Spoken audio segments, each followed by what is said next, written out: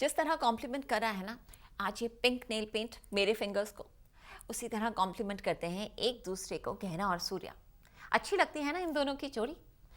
अब फाइनली हम चाहते हैं कि आप दोनों की ज़िंदगी में हो जाए सब कुछ ठीक, और कुछ ही दिनों के लिए सही आए आपकी ज़िंदगी में ढेर सारा रोमांस।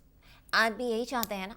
तो क्या कुछ हो रहा है आज यहाँ, ले चलते हैं आपको साथ निभाना साथिया के सेट पर। स्टार प्लस के सीरियल साथ निभाना साथिया सीजन 2 में आज गहना ने सूर्या के लिए वट सावित्री का व्रत रखा है और उसी की पूजा अर्चना में गहना बिजी है। देखिए तो जरा, आज गहना दुल्हन की तरह सजी है, 16 श्रृंगार किए हैं उसने।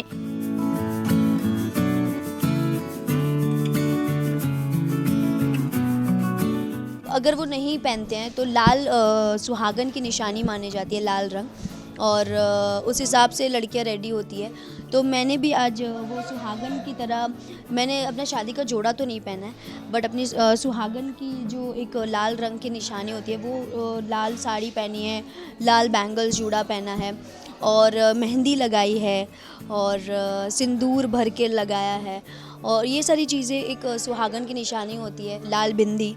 तो बस वही सब किया है और आई हूँ मैं। ये वट सावित्री की पूजा है जो हर एक सुहागन अपने पति की लंबी उम्र के लिए रखती है। कहते हैं कि ये व्रत के वजह से ही सावित्री माँ ने अपने हस्बैंड को यमराज से भी छीन लाए थे, मतलब अपने मरे हुए हस्बैंड को भी यमराज से छीन लेकर आए थे।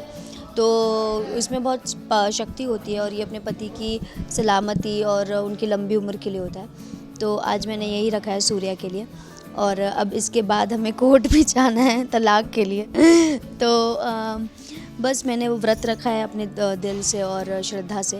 पर सब कह रहे हैं क्यों ये सब ड्रामा, सबको लग रहा है मैं ड्रामा कर रही हूँ क्योंकि अब हमारा तलाक हो रहा है, तो सबको लग रहा है ये क्यों कर रही है तो जबकि तलाक हो रहा है। तो मैं कहती हूँ कि ये मेरी श्रद्धा है, मेरी आस्था है। अब आप लोगों को ड्रामा लग रहा हो, आप लोगों को एक्टिंग लग रही हो, तो जो भी है आप ले लो, पर ये मेरी अंदर से सूर्या के लिए है। और मैंने ये इसलिए भी रखा है कि मैं अब तभी और मैं शर्त भी लगाती हूँ माँ से और उनको चैलेंज भी करती हूँ कि अब तो मैं ये व्रत तभी तोड़ूंगी जब हमारा डिवोर्स कैंसिल होगा। तो अब लेट्स सी, मैं भगवान की एक्चुअली परीक्षा ले रही हूँ अब कि आप मेरे पति को मुझसे दूर करोगे कि नहीं ये व्रत रख कर।